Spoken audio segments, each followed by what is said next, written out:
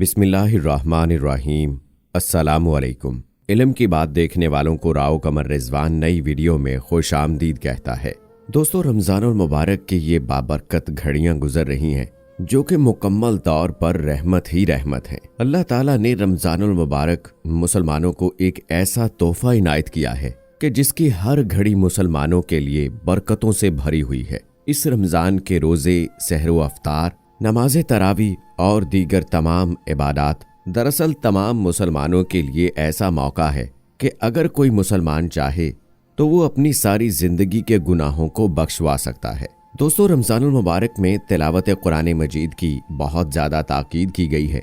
जितना ज़्यादा हो सके कुरान पाक पढ़ा जाए और सुना जाए, जिसकी एक बेहतरीन सूरत नमाज तरावी है। नमाज तरावी की हकीकत के हवाले से अक्सर सवाल उठाया जाता है। इसके साथ साथ नमाज तरावी जो कि मस्जिद हराम के अंदर अदा करने के हवाले से सवाल किया गया और वहां पर पेश आने वाले एक वाक़े के बारे में आपको आगाह किया जाएगा।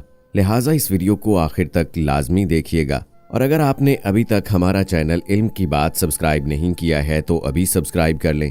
साथ में लगे बेल आइकॉन को ज़रूर प्रेस कीजिएगा ताकि लेटेस्ट अपलोड होने वाली हमारी वीडियोज़ का नोटिफिकेशन आपको बर वक्त मिलता रहे। दोस्तों, रमज़ानुल मुबारक के महीने में नमाज तरावी का बड़ा एहतमाम किया जाता है।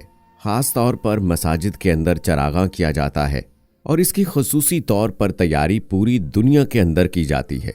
नमाज तरावी की रकतें कितनी हैं, इस पर मुख्तलिफ उलमा और फ़ुक़हा बात कर चुके हैं। लेकिन दोस्तों, नमाज तरावी जो कि मक्का मुकरमा में अदा की जाए, मस्जिद हरम के सहन में जो नमाज तरावी अदा की जाए, आप एक लम्हे को तसव्वुर कीजिए कि वो शख्स कितना खुश नसीब होगा कि जो अल्लाह के घर के सामने अल्लाह पाक के कलाम पाक को सुने और नमाज तरावी अदा करे। अल्लाह ताला से दुआ है कि अल्लाह ताला हमें भी ये मौका नसीब फरमाए कि हम भी खाना काबा के सामने नमाज तरावी अदा करें। आमीन सुम्मा आमीन। दोस्तों, खाना काबा में नमाज तरावी के हवाले से सोशल मीडिया पर बात की जा रही है कि जैसे ही तरावी पढ़ने के लिए जमात खड़ी हुई, यानी अभी रमज़ान शुरू हुए 5 रोज़ ही गुजरे हैं और जैसे ही छठे रोज़े की तरावी का एहतमाम किया गया तो वहाँ एक अजीबो गरीब वाक़या पेश आया।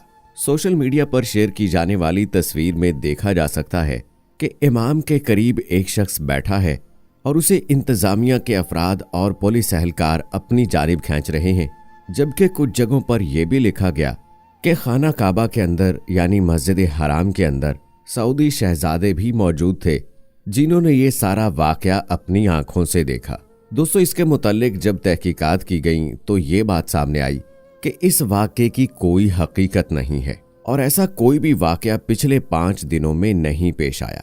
अलबत्ता मुख्तलिफ औकात में खाना काबा के सहन के अंदर मुख्तलिफ किस्म के वाक़यात पेश आते रहे हैं, जिसे सोशल मीडिया पर बार बार शेयर करके सनसनी फैलाने की कोशिश की जाती है।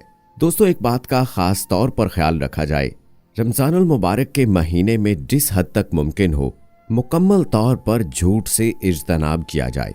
झूठी बात ना की जाए, बगैर किसी तहकीक के किसी बात को आगे शेयर ना किया जाए कि अल्लाह ताला ने इस महीने को हमें गुनाहों से बख्शने के लिए अता किया है, ना कि इसलिए कि हम इस महीने में भी गुनाहों के पहाड़ों को इकट्ठा करते रहें। दोस्तों, जहाँ तक नमाज तरावी का ताल्लुक है तो ये एक ऐसी बेहतरीन नमाज है जिसमें शरीक होने वाले हर शख्स को कुरान पढ़ने वाले के बराबर कुरान सुनने का सवाब मिलता है। इमाम कुरान की तिलावत करता है और उसके पीछे खड़े तमाम मुक्तदी मुकम्मल इन्हमाक के साथ कुरान पाक की तिलावत को सुनते हैं तो अल्लाह रब्बुल इज़्ज़त को ये अमल बहुत पसंद है। रसूल करीम सल्लल्लाहु अलैहि वसल्लम का अमल और अहादीस मुबारका सल्लल्लाहु अलैहि वसल्लम इस बात की मुकम्मल शाहिद है कि अल्लाह ताला को नमाज तरावी कितनी ज्यादा पसंद है। प्यारे नबी हजरत मोहम्मद सल्लल्लाहु अलैहि वसल्लम ने अपनी जिंदगी में सिर्फ एक रमजान में 3 दिन तक तरावी पढ़ाई। आप सल्लल्लाहु अलैहि वसल्लम खुद तरावी में कुरान पाक सुनाया करते तो सहाबा कराम की तादाद यूं बढ़ने लगी कि अल्लाह का कलाम पढ़ा जा रहा हो, नमाज की हालत हो और सरकारे दो आलम सल्लल्लाहु अलैहि वसल्लम तिलावत कर रहे हों।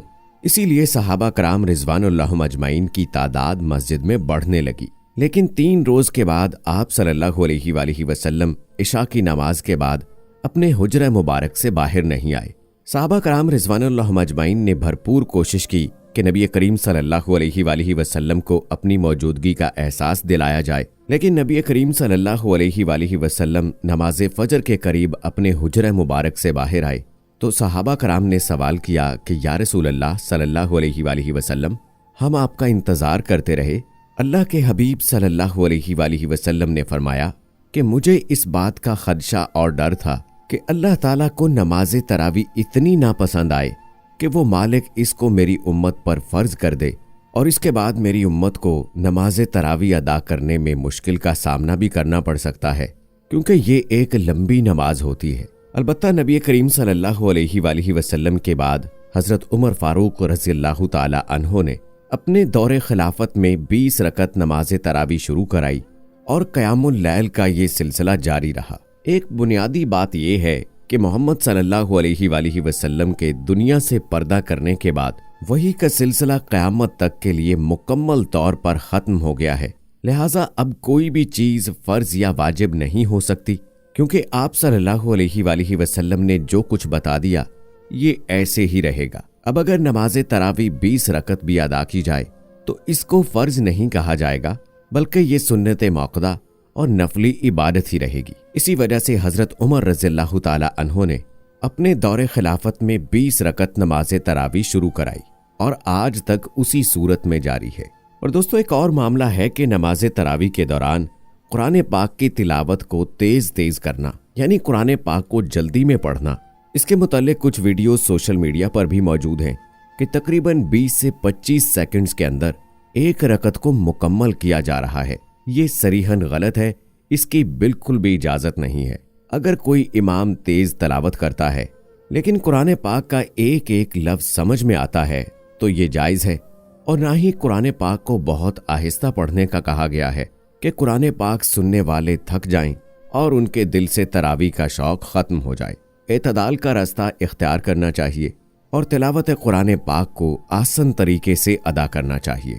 اور دوستو یہاں پر ایک بات میں کہنا ضروری سمجھوں گا کہ رمضان المبارک میں جب تراویح کی نماز ادا کی جاتی ہے تو آپ ہر ممکن کوشش کریں کہ دن کے وقت تلاوت قرآن پاک با ترجمہ کریں، تاکہ آپ جب رات کو نماز تراویح ادا کرنے جائیں تو امام جو تلاوت کرے گا آپ کو اس کا معنی اور مطلب بڑے اچھے طریقے سے سمجھ میں آ جائے گا۔ یعنی کہ تلاوت تو ہمیں کرنی چاہیے، لیکن کوشش کریں کہ با ترجمہ پڑھیں، تاکہ اللہ تعالیٰ کی کہی گئی ایک ایک بات، چاہے وہ قیامت کی ہولناکیوں کے بارے میں آیات ہوں، چاہے وہ قبر کے متعلق ہوں، چاہے وہ اللہ تعالیٰ کی رحمت کے متعلق ہوں، ایک ایک بات صحیح طرح سے سمجھ میں آ جائے۔ امید کرتے ہیں دوستوں کہ ہماری آج کی یہ ویڈیو آپ کو پسند آئی ہوگی۔ ہماری آج کی اس ویڈیو کے متعلق اپنی رائے کا اظہار کمنٹ باکس میں ضرور کیجیے گا۔ مزید ایسی ویڈیوز دیکھنے کے لیے ہمارا چینل علم کی بات ابھی سبسکرائب کر لیجیے، ساتھ میں بیل آئیکن کو بھی ضرور پریس کیجیے گا تاکہ لیٹسٹ اپلوڈ ہونے والی ہماری ویڈیوز کا نوٹیفیکیشن آپ کو بر وقت ملتا رہے۔